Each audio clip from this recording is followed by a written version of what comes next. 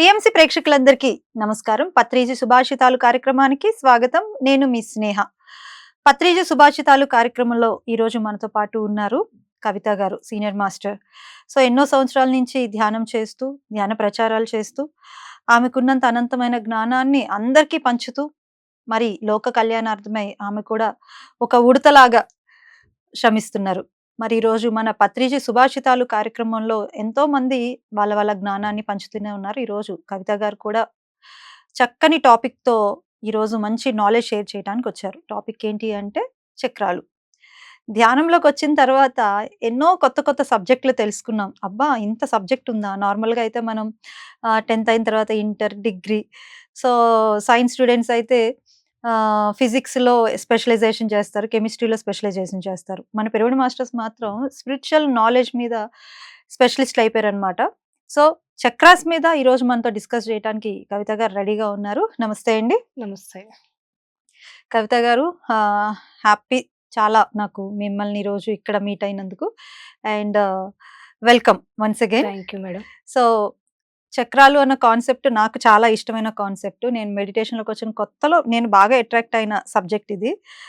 చెప్పండి, నేను ఇంకా తెలుసుకోవాలనుకుంటున్నాను చక్రాస్ కోసం. అసలు చక్రాలంటే ఏంటి? అవి ఎలా పనిచేస్తాయి మన శరీరంలో? చక్రాలు అంటే మనం మామూలుగా ఏమనుకుంటూ ఉంటాం అంటే, మనకి బుక్‌లో ఇచ్చిన నాలెడ్జ్ ప్రకారం, బుక్‌లో ఇచ్చిన పిక్చర్ ప్రకారం ఏమనుకుంటాం అంటే, చక్రాలు అంటే అక్కడ ఏదో చక్రం ఉంది. ఆ చక్రంలో ఏదో జరిగిపోతుంది అనే ఒక భావనలో మనం ఉంటాం యాక్చువల్‌గా అయితే. పత్రి సార్ చెప్పిన దాన్ని బేస్ చేసుకొని చూస్తే, చక్రం అంటే ఏంటంటే ఒక్కొక్క జన్మలు అంటే ఇప్పుడు ఫర్ ఎగ్జాంపుల్ మూలాధార చక్రం ఉంది. తర్వాత స్వాదిష్టానం ఉంది. తర్వాత మనకి మణిపూరకము, అలానే అనాహత, విశుద్ధ, ఆజ్ఞ, అలానే సహస్రార స్థితి. మనకి షట్ చక్రాలు ప్లస్ ఒకటి స్థితి సహస్రారం. ఇలా చక్రాలన్నీ మనకి ఉన్నాయి. కానీ మనం ఏమనుకుంటాం చక్రం అంటే అక్కడ ఏదో చక్రం ఉంటుంది. ఆ చక్రంలో ఏవేవో మార్పులొస్తాయి. ఆ మార్పుల వల్ల మనలో మార్పు వస్తుందని మనము అనుకుంటూ ఉంటాం. అది ఆ భ్రమంలో జీవిస్తున్నాం. కానీ యాక్చువల్‌గా పత్రిజీ గారు చెప్పిన దాని ప్రకారం బేస్ చేసుకొని చూస్తే చక్రం అంటూ అక్కడ ఏమీ ఉండదు అని చెప్తారు. అదొక స్థితి. కొన్ని జన్మలు మనం మూలాధార స్థితిలో జన్మలు తీసుకుంటాం. అక్కడ మనము ఆ మూలాధార స్థితిలో కొన్ని జన్మలు తీసుకున్నాక అక్కడైతే ఏది నేర్చుకోవాలో ఆ స్థితిలో అక్కడ నేర్చుకున్న తర్వాత ఒక మెట్టు మార్చడం అని చెప్తారు సార్. మెట్టు ఎక్కడం కాదు. ఎక్కడం అంటే తేడా ఉంటుంది. ఎందుకంటే చక్రాలలో డిఫరెంట్ అనేది చూస్తారు. కానీ యాక్చువల్‌గా చక్రాలలో ఎలాంటి డిఫరెన్సెస్ అనేటివి లేవు. అన్నీ ఒకే ఈక్వాలిటీ ఉంది అని చెప్తారు పత్రిజీ గారు. అలా చెప్పిన దాని ప్రకారం చూస్తుంటే, అలా ఒక స్థితిలో మనం ఎన్ని జన్మలు తీసుకుంటామో అంటే ఆ స్థితిలోనే ఒక జన్మ, ఈ జన్మ మనము మూలాధార స్థితిలో ఉన్నాం. మళ్ళీ నెక్స్ట్ జన్మ అలానే 2, 3 జన్మలు అలా ఒక 40 జన్మస్ కావచ్చు, ఒక 50 జన్మస్ కావచ్చు. అలా దాంట్లోనే తిరుగుతూ ఉంటాం, భ్రమణం చేస్తూ ఉంటాం. దాన్ని చక్రం అని చెప్పారు పత్రిజీ గారు. అంతేకాని మనకక్కడ మన ఈ ఫిజికల్ బాడీలో ఏదో చక్రం ఉంది అని కాదు. మన యొక్క ఆ స్థితి ఏ విధంగా ఉంది, ఆ మూలాధార స్థితిలో ఉన్నప్పుడు మనం ఎలా ఉన్నాము, అలానే తర్వాత స్వాధిష్టానానికెళ్ళినప్పుడు ఎలా ఉన్నాము, మన యొక్క డెవలప్‌మెంట్ అనేది ఏ విధంగా ఉంది, ఆధ్యాత్మికంగా కావచ్చు, భౌతికంగా కావచ్చు. అదే చక్రం అంటే జన్మలు. మనం ఎన్ని జన్మలు తీసుకొని అక్కడ జ్ఞానాన్ని తెలుసుకుంటున్నాము ఆ స్థితిలో అనేది చక్రము. దాన్నే భ్రమణం అంటే ఆ జన్మ పరంపరలో ఆత్మ భ్రమణం చేస్తుంది. దాన్నే చక్రం అని మనకు తెలియజేశారు మేడం. చాలా చక్కగా చెప్పారు. అయితే నాకో డౌట్ ఉంది. ఇప్పుడు మూలాధారంలో ఉన్న పర్సన్ అలా ప్రవర్తిస్తారు. అసలు ఒక్కొక్క చక్రం ఎలా పనిచేస్తది? ఏ స్థితిలో ఉంటారు? అసలు ఇప్పుడు మూలాధారంలో ఉన్నవాళ్ళు ఏ స్థితిలో ఉంటారు? స్వాదిష్టానంలో ఉన్నవాళ్ళు ఏ స్థితిలో ఉంటారు? మూలాధారం అంటేనే శారీరక స్థితిలో ఉంటారు. అంటే ఇంకా మూలాధారం అంటే ఏంటంటే, ఇక్కడ ఈ మనకిక్కడ మనుగడ, ఈ ఆత్మకి మనుగడ కోసం కావాల్సిందేంటిది? ఈ శరీరము. ఈ శరీరము నేను అనే భ్రమల్లో జీవిస్తారు. ఈ శరీరము అనే స్థితిలో ఉంటారు వాళ్ళు. మూలాధార స్థితిలో ఉన్న వాళ్ళు ఎలా ఉంటారంటే, ఈ శరీరం నేననే స్థితిలో జీవిస్తూ ఉంటారు. మొత్తము కూడా ఈ శరీరం కోసం. శరీరం ఆహారం కోసం కావచ్చు, లేకుంటే ఈ శరీరాన్ని సుఖపెట్టడం కావచ్చు. ఇలాంటి ఆలోచనలే ఉంటాయి. అలానే స్వాధిష్టానంలో ఉన్న వాళ్ళకి ఎలా ఉంటాయంటే, ఈ స్వాధిష్టానంలో ఉన్నవాళ్ళు మానసికంగా అంటే మనస్సు పరంగా ఆలోచిస్తూ ఉంటారు. అంటే ఇప్పుడు స్నేహ బంధాలు కావచ్చు, అలానే శత్రుత్వం కావచ్చు, అలానే ఇంకేంటంటే మనకి కోపము, ద్వేషము, అసూయ ఇలాంటి లక్షణాలన్నీ కూడా ఇవి మానసిక పరమైనవి. మనస్సుకు సంబంధించినవి. ఈ స్వాధిష్టాన స్థితిలో ఉన్న వాళ్ళందరూ కూడా ఈ మనసు బేస్ చేసుకొని జీవిస్తూ ఉంటారు ఆ స్థితిలో. అంటే మనసు స్థితిలో ఉండే వాళ్ళందరూ కూడా స్వాధిష్టాన స్థితిలో ఉంటారు మేడం. ఇంకా తర్వాత వచ్చి మనకి మణిపూరకం. ఈ మణిపూరక స్థితిలో ఉండే వాళ్ళు ఎలా ఉంటారంటే బుద్ధి. సో, వాళ్ళకి ప్రాపంచిక బుద్ధి చాలా ఉంటుంది. సో, ప్రాపంచిక బుద్ధి అంటే ఎన్నో గ్రంథాలు పఠనం చేస్తారు. ఆ గ్రంథాల్లో చక్కగా ప్రావీణ్యం సంపాదించుకుంటారు. సో, ఆ గ్రంథాల్లో ఉన్న ఆ నాలెడ్జ్ అంతా కూడా చక్కగా వాళ్ళు వాళ్ళ వాక్ పటిమతో అందరికి వివరిస్తూ ఉంటారు. కానీ ఆత్మజ్ఞానం అనేది అక్కడ జీరో ఉంటుంది. వాళ్ళు బుద్ధి స్థితిలో జీవిస్తూ ఉంటారనమాట. ఈ మణిపూరక స్థితిలో ఉండే వాళ్ళందరూ కూడా చక్రంలో ఉండే వాళ్ళందరూ కూడా ఎలా అంటే సో, వాళ్ళు మొత్తం బుద్ధి స్థితిలోనే జీవిస్తూ ఉంటారు. బుద్ధి పరంగానే ఆలోచిస్తూ ఉంటారు. కానీ జ్ఞానపరంగా వారికి ఏమీ ఉండదు. ఎందుకంటే జ్ఞానం అంటే ఏంటిది? ఆత్మజ్ఞానం. జ్ఞానం అంటే ఏదో ప్రాపంచిక జ్ఞానం అంటే అది జ్ఞానం కాదు. ప్రాపంచిక జ్ఞానం అంతా కూడా ఆ బుద్ధి కిందకే వస్తుంది. సో, అలా మనకి తర్వాత అనాహతలో ఉండే వాళ్ళందరూ కూడా మౌన స్థితిలో ఉంటారు. ఎప్పుడూ కూడా మౌనంగానే ఉంటారు. తర్వాతొచ్చి విశుద్ధ చక్రంలో ఉండే స్థితిలో ఉండే వాళ్ళందరూ కూడా సేవ. సో, అంటే ప్రాపంచిక సేవ స్థితిలో ఉంటారు. విశుద్ధ స్థితిలో ఉండేవాళ్ళు. ఆజ్ఞా చక్ర స్థితిలో ఉండేవాళ్ళు ధ్యాన స్థితిలో ఉంటారు. ఇంకా సహస్రార స్థితిలో ఉండే వాళ్ళందరూ కూడా ఆధ్యాత్మిక సేవ స్థితిలో ఉంటారు మేడం. అలా ఒక్కొక్క చక్రం యొక్క స్థితి అనేది ఈ విధంగా ఉంటుంది. సో, మొదటి స్థితిలో ఉండేవాళ్ళు, మొదటి చక్రంలో ఉండే వాళ్ళందరూ కూడా మూలాధార చక్రంలో ఉండే వాళ్ళందరూ కూడా ఈ ఫిజికల్ బాడీ నేను అనే భావన స్థితిలో ఉంటారు. అలానే స్వాధిష్టాన చక్రంలో ఉండేవాళ్ళు మనస్సు యొక్క ఆ స్థితి మనస్సు మీద ఆధారపడి ఉండే మొత్తం మానసికంగానే వారి యొక్క స్థితి అనేది ఆధారపడి ఉంటుంది. తర్వాతొచ్చి మనకి మణిపూరకం అంటే బుద్ధిపరంగా. అంటే సో, వాళ్ళని పండితులు అనవచ్చు, లేకుంటే చక్కగా పామరులు అనవచ్చు. పా పండిత జ్ఞానం ఎంతో నాలెడ్జ్ ఎన్నో గ్రంథాల రూపంలో మనకు తీసుకొచ్చిన జ్ఞానాన్నంతా చక్కగా వాళ్ళు మొత్తము ఎంతో చక్కగా వివరిస్తారు. కానీ ఇంప్లిమెంటేషన్ అనేది ఉండదక్కడ. తర్వాతొచ్చి ఇంకా అనాహతలో మౌనం.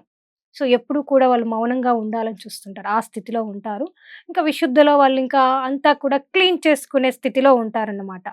సో, తర్వాతొచ్చి ఇంకా ఆజ్ఞా చక్ర స్థితిలో, ధ్యాన స్థితిలో ఉంటారు. తర్వాత ఆధ్యాత్మిక సేవ స్థితిలో ఉంటారు. సహస్రార స్థితిలో ఉండేవారు.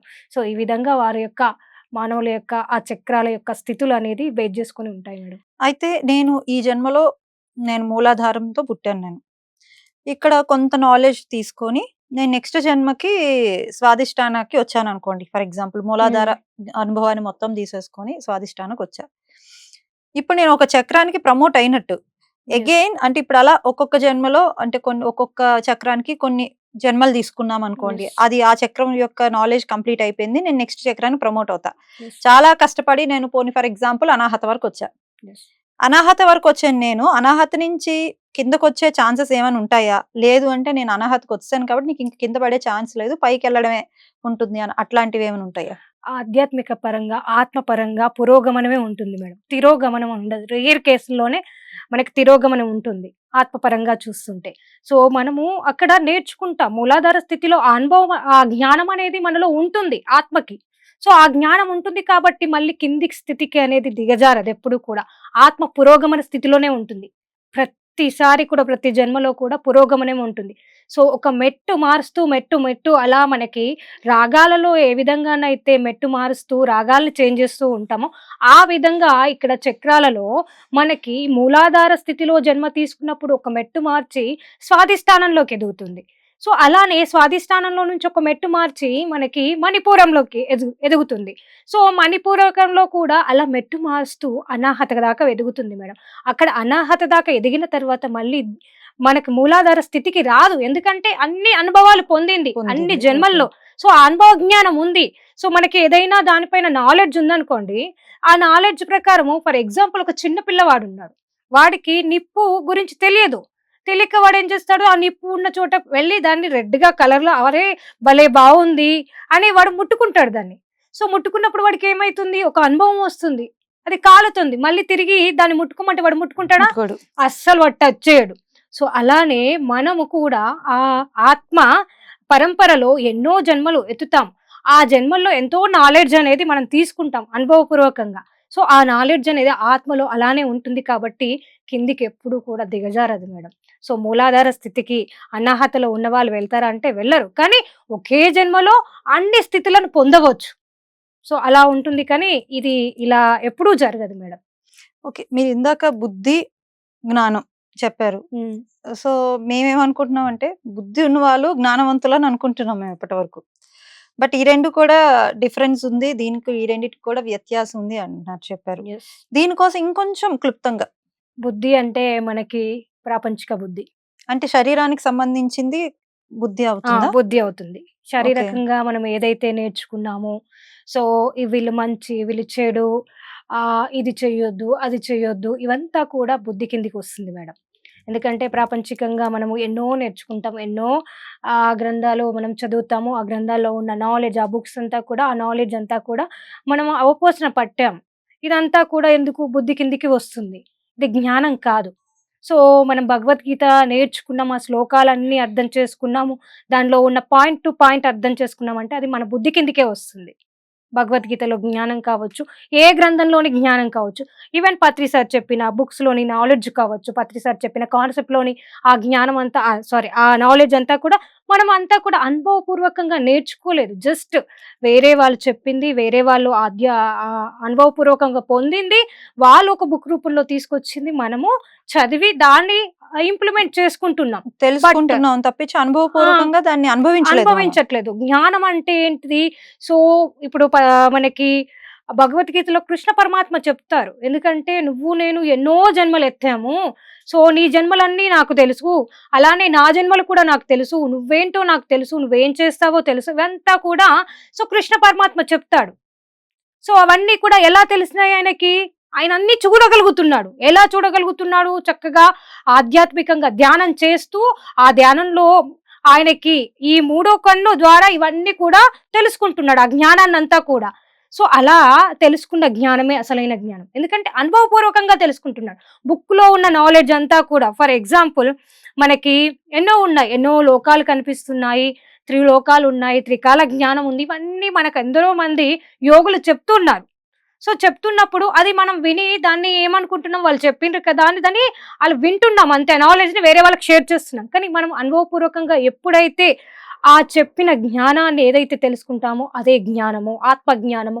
అది ఎలా తెలుస్తుందంటే మనం చక్కగా ధ్యానం చేసినప్పుడు, సో, మన కర్మలన్నీ కూడా క్లియర్ అయినప్పుడు ఆ జ్ఞానం అనేది ఆటోమేటిక్‌గా ఆ థర్డ్ ఐ అనేది మనకు ఓపెన్ అవుతుంది. ఓపెన్ అయ్యి ఆ త్రికాల జ్ఞానం కానీ, త్రిలోక సంచారం కానీ, సో, ఎన్నో మెసేజ్‌లు మనం తీసుకోవడం కానీ, ఆ జ్ఞానం అంతా కూడా మనము అప్పుడు అది నిజమా? కాదా? అని తెలుసుకుంటాం. అదే అసలైన జ్ఞానం. అన్ని రోజులు ఉన్నదంతా కూడా బుద్ధి మాత్రమే. సో, మనము ప్రాపంచికంగా ఎన్నో పుస్తకాలు చదవడం ద్వారా మనకు అందిన జ్ఞానం అంతా బుద్ధి. సో, మనము ఆత్మ జ్ఞానం. నేను ఈ శరీర పదార్థాన్ని కాదు, ఆత్మ పదార్థాన్ని తెలుసుకోవడము, అలానే నా చుట్టూన్న ఈ చరాచర సృష్టిలో ఉన్న ప్రతి జీవిలో ఉన్నది కూడా ఆత్మ పదార్థమే. ఆ పరమాత్మ నుంచి వచ్చిన పదార్థమే అని ఎప్పుడైతే తెలుసుకుంటామో అదే జ్ఞానం మేడం. సో, బుద్ధికి, జ్ఞానానికి ఇంత తేడా ఉంటుంది. ఓకే. సో, థియరిటికల్‌గా ఉన్నదంతా కూడా బుద్ధిలోకెళ్తుంది. యెస్. ఎప్పుడైతే ప్రాక్టికల్‌గా మనం ఎక్స్‌పెరిమెంట్ చేసి ఎక్స్‌పీరియన్స్ అవుతామో ఆ! అది జ్ఞానం జ్ఞానం. రూపంలోకొస్తుంది. యెస్. చాలా బాగా అంటే పర్ఫెక్ట్ ఎగ్జాంపుల్స్‌తో చాలా యెస్. చక్కగా చెప్పారు. సో, ఎవరికైనా ఇఫ్ ఇన్ కేస్ ఇలాంటి విషయాల్లో డౌట్స్ ఉంటే చక్కగా వాళ్ళకి కూడా క్లారిటీ వస్తుంది. సో, మై నెక్స్ట్ క్వెషన్ చాలా ఇంపార్టెంట్ క్వెషన్ ఇది. సో, సొసైటీకి ఎక్కువ రిలేటెడ్‌గా ఉండే క్వెషన్. ఇప్పుడు కులాలున్నాయి, మతాలున్నాయి. సో, ఇవన్నీ గూడా మనం శరీరంతో ఉంటున్నాం కాబట్టి ఇవి మనకన్నిటికి అంటుకొని ఉంటాయి. యెస్. బట్ ఇందులో మళ్ళీ అగైన్ మనం మనస్సు, బుద్ధి వీటి కోసం మాట్లాడుకుంటున్నాం కాబట్టి, ఈ కులాలు, మతాలు అన్నవి ఏ స్థితిలో ఉన్నప్పుడు, మనసు స్థితిలో ఉన్నప్పుడు మనకి ఈ కులాలు, మతాలు అనే కాన్షియస్‌లో ఉంటామా? బుద్ధి స్థితిలో ఉన్నప్పుడు ఆ కాన్షియస్‌లో ఉంటామా? ఈ కులాలు, మతాలు ఇవన్నీ కూడా మానసిక స్థితి పరమైనవి. సో, మనసు స్థితిలో ఉన్నవి. ఇవి సో, మనకి స్వాధిష్టాన పరంగా చూసుకుంటే ఇవన్నీ కూడా మానసికమైనవి. ఇప్పుడు మనం ఫర్ ఎగ్జాంపుల్ మూలాధార స్థితిలో ఉంటే మనకెలాంటి సంబంధాలు అనంటే, సో, వీళ్ళు నా తల్లిదండ్రులు, నా భర్త, నా భార్య, సో, నా పిల్లలు, అలానే నా అక్క, అనే బంధాలతో రిలేటివ్‌గా మనకి ఉన్నవన్నీ కూడా మూలాధార సంబంధాలు. సో, అప్పుడు ఎలా ఆలోచిస్తూ ఉంటామంటే, మనము ఆ శరీరక పరంగానే ఆలోచిస్తూ ఉంటాం. ఇంకా ఇప్పుడు కులాలు, మతాలు ఇవన్నీ కూడా మనకి శరీర సంబంధమా? కాదు. సో, మనము ఎలా అంటే ఇప్పుడు ఈ ఫిజికల్ బాడీ ఉంది. ఈ ఫిజికల్ బాడీతోని చూస్తూ ఉంటే మనము ఎలా అంటే రక్త సంబంధానికే మనము ప్రియారిటీ ఇస్తూ ఉంటాం కదా! అలానే ఇక్కడ మతపరమైన దానికి మనకు సంబంధం ఎప్పుడు కలిగి ఉంటుందంటే, ఇప్పుడు నేను పత్రిజీ గారిని నమ్మాను కాబట్టి ఆ త్రూ వెళ్తున్నాను. సో ఇప్పుడు ఈ మహమ్మద్ ప్రవక్తను నమ్మిన వాళ్ళు ఆ త్రూ వెళ్తున్నారు, కృష్ణ పరమాత్మను నమ్మిన వాళ్ళు ఆ త్రూ వెళ్తున్నారు, అలానే జీసస్ క్రైస్ట్ నమ్మిన వాళ్ళు ఆ త్రూ వెళ్తున్నారు, బుద్ధ భగవాన్ నమ్మిన వాళ్ళు ఆ త్రూ వెళ్తున్నారు. అలా ఎవరిని మనం అంటే ఒక ప్రవక్తను కావచ్చు, లేకుంటే ఒక గురువును కావచ్చు నమ్ముకున్నప్పుడు వాళ్ళని అది ఒక మతంగా అయిపోయింది. అంటే ఇది మానసిక పరమైంది. ఇప్పుడు నేను ఈ మతంలో నుంచి వేరే మతంలోకి జంప్ కావచ్చు. ఎందుకంటే ఇప్పుడు నేను హిందూలో ఉన్నాను, హిందూ నుంచి క్రిస్టియానిటీకి వెళ్ళవచ్చు. సో ఇవన్నీ కూడా మనసుపరమైంది. నాకు అది నచ్చింది. ఆయన బోధనలు నచ్చాయి, ఆయన మాట్లాడే విధానం నచ్చింది. సో అలానే ఇప్పుడు ఏదైనా కానీ మతమైన, కులమైన ఇవన్నీ కూడా మానసికమైనవి. మనకి ఏది నచ్చితే ఆ దాంట్లోకి వెళ్ళిపోతాం. కానీ ఇది మన శరీరానికి సంబంధం లేదు. ఎందుకంటే నువ్వు బై బర్త్ ఈ కులంలో పుట్టావు, ఈ మతంలో పుట్టావు, ఆ మతాన్నే పాటించు అని చెప్పట్లేదు. ఎందుకంటే మనకిష్టం. మన మనసుకి ఏది నచ్చితే అటు వెళ్ళిపోతున్నాయి. ఎవరి యొక్క ప్రబోధాలు మనకి బాగా నచ్చినాయి అనుకో, మన నచ్చడం అంటే ఏంటిది? ఈ మనస్సుకు నచ్చడం. ఈ మనస్సుకు మనం ప్రాపంచికంగా ఉన్నాం కాబట్టి ఈ మనస్సుకు నచ్చినది ఏదైతే ఉందో అది మనం మతంగా అవలంబిస్తున్నాం, అది ఫాలో అవుతున్నాం అంతే తప్ప ఇవన్నీ కూడా మానసిక పరమైనవి. మతాలు కానీ, కులాలు కానీ ఇవన్నీ కూడా మానసిక పరమైనవి కానీ ఈ శరీరంతో సంబంధం అసలు లేనే లేదు. ఓకే. సో, ఎక్కువ ఆల్మోస్ట్ ఆధ్యాత్మికతలో కాకుండా కొంతమంది డివోషనల్ మోడ్‌లో ఉంటారు. యెస్. సో, డివోషనల్ మోడ్‌లో ఉంటే కొంత అంటే ఒక మెట్టు ఎక్కారనే కదా యెస్. అనుకుంటాం. సో, వాళ్ళకి కూడా అంటే మా మా మతం గొప్పది. ఫర్ ఎగ్జాంపుల్ హిందూ మతం ఉంటే హిందూ మతం వాళ్ళు, క్రిస్టియన్స్ ఉంటే క్రిస్టియన్స్ వాళ్ళు. సో, ఇట్లాగా ముస్లిమ్స్ ఉంటే ముస్లిమ్స్ మాది గొప్ప, మాది గొప్ప, మాది గొప్ప అంటూ ఉంటారు కదా! యెస్. ఇప్పుడు వాళ్ళ మానసిక స్థితి అంటే వాళ్ళ మతం కోసం నిలబడేంత మానసిక స్థితి అంటే ఒక మంచికే ఎళ్తున్నారు కదా! యెస్. దాన్ని మనం ఎలా కన్సిడర్ చేయొచ్చు అంటారు? అంటే ఆత్మపరంగా మనకి ఇందాక స్థితుల గురించి చెప్పాం. మూలాధార స్థితిలో ఉన్న వాళ్ళు ఎలాంటి రిలేషన్స్ అంటే ప్రయారిటీ ఇస్తారంటే రక్త సంబంధాలకు ప్రయారిటీ ఇస్తూ ఉంటారు. వాళ్ళు ఆ స్థితిలో ఉన్నవాళ్ళు. సో వాళ్ళు ఏంటంటే కేవలం ఆహారము, తినడము, నిద్ర అలా అది బేస్ చేసుకొని వాళ్ళ జీవనం అనేది ఉంటుంది. ఎందుకంటే వాళ్ళు డైరెక్ట్ జంతు జన్మ నుంచి వాళ్ళు వచ్చారు కాబట్టి వాళ్ళ ప్రియారిటీ మొత్తం కూడా ఆహారం పైన, దానిపైనే అలానే రక్త సంబంధికుల పైననే ఉంటుంది. కానీ స్వాధిష్టానంలో ఉండే వాళ్ళంతా కూడా ఏంటంటే ఇక్కడ ఒక మెట్టు మారింది. సో మూలాధారం నుంచి స్వాధిష్టానం అంటే మనస్సు. ఇక్కడ మూలాధారం పనిచేస్తుంది, అలానే స్వాధిష్టానం అంటే 2 మనస్సు. పనిచేస్తుంటాయి. 2 పనిచేస్తాయి. 2 స్థితిలో అంటే వాళ్ళు మూలాధారంలో రక్త సంబంధికులకి ఎలా అయితే ప్రియారిటీ ఇస్తూ తర్వాత వీళ్ళు ఈ మానసిక పరంగా, మనస్సు పరంగా ఆలోచిస్తూ ఉంటారు. అంటే వీళ్ళు నా స్నేహితులు, స్నేహ బంధం కావచ్చు, అలానే శత్రుత్వం కావచ్చు, నేను ఇందాక చెప్పినట్టు అలానే కోపము, ద్వేషము, అసూయ ఇవన్నీ కూడా సంతోషం ఇవన్నీ కూడా మనసుకు సంబంధించినవి. సో కాబట్టి వాళ్ళకు మనసుకి ఏదైతే సంతోషం అనిపిస్తుందో దానికోసం వాళ్ళు సేవ చేయాలనుకుంటారు.